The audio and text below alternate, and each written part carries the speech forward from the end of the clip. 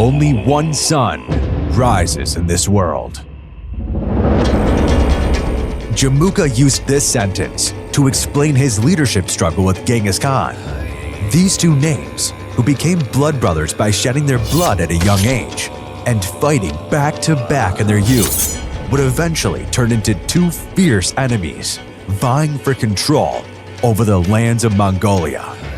Here is the battle of the blood brothers. Genghis Khan was born in 1162 in a tent on the banks of Anan River. His father was Yasuge Bahadur, a tribal leader. When he was born, there was a clot of blood in his palm. The tribe's shaman prophesied that this was a sign sent by the gods, and that this baby would shed a lot of blood in the future. His father named him Temujin after a Tatar chieftain he had captured, who was known as a good warrior. Thus, Genghis Khan, whose name would be mentioned with fear all over the world, started his life under the name Temujin. Although we say that his childhood years were comfortable because he was the son of the tribe's chief, this period did not last very long. When he was 9 years old, he went with his father to the Ankirat tribe to choose a wife, and here Temujin met Börte, who would become his wife.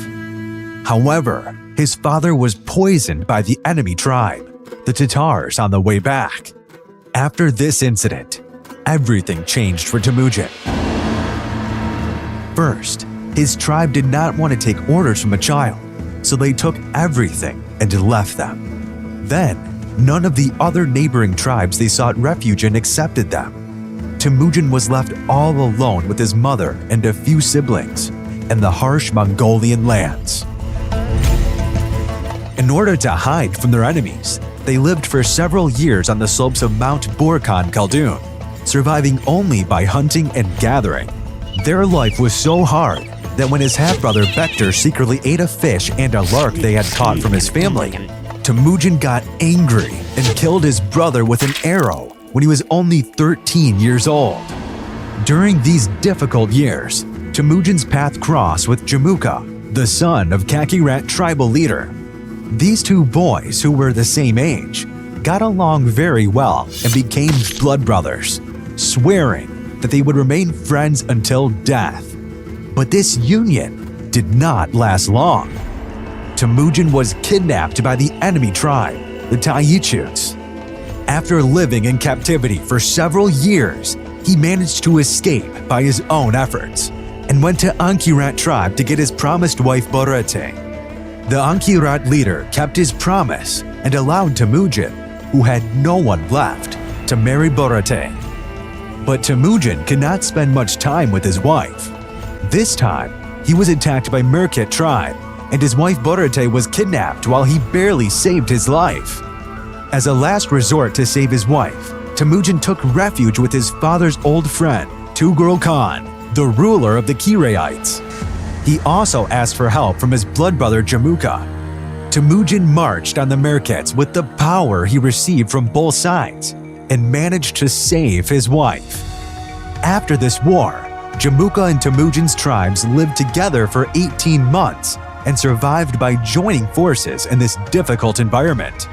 The two back-to-back blood brothers fought many wars with other tribes during this period. However, some uneasiness began to arise between them regarding the choice of commanders in these wars and the sharing of booty.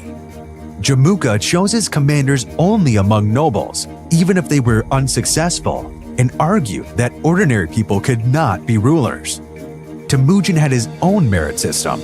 Regardless of a soldier's lineage, he made him commander if he was successful, brave, and tactically genius.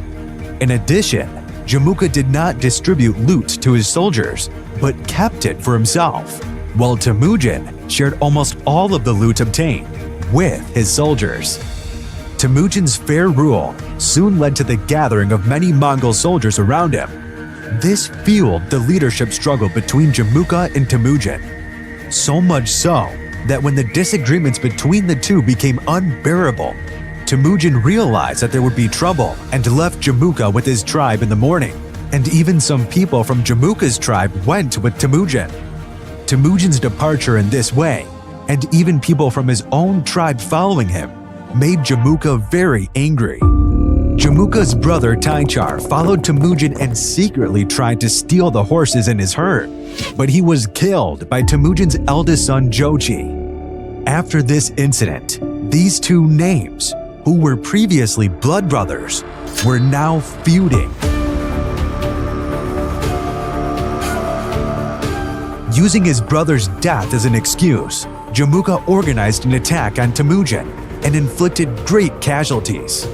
In this attack, Temujin's brother Khazar and about 70 soldiers were captured. Jamukha killed these captives by boiling them in cauldrons, cut off the head of his brother Khazar, tied his head to the tail of his horse, and sent it to Temujin. Filled with revenge, Temujin gathered his strength in a short time and attacked Jamukha's tribe. This time, the victory was Temujin's, but Jamukha could not be captured and managed to escape.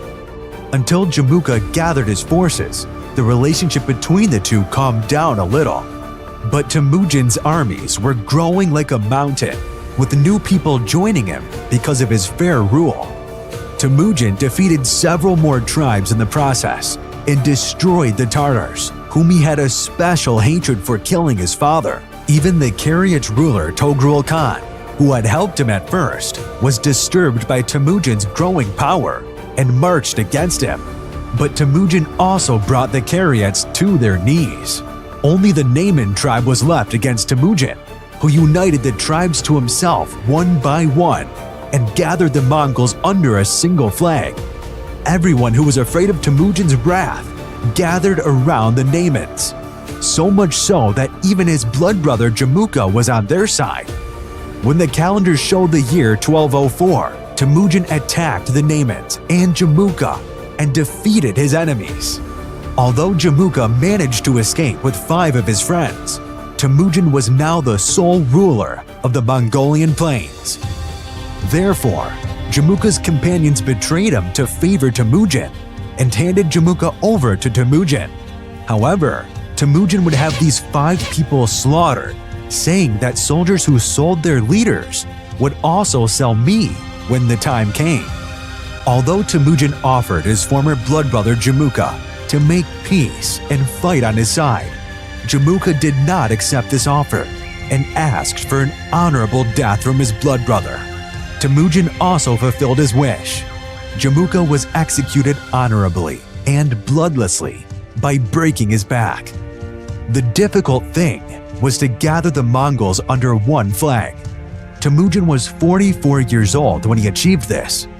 After that, he would try to do the easy thing under the name of Genghis Khan. So he would embark on the conquest of the world.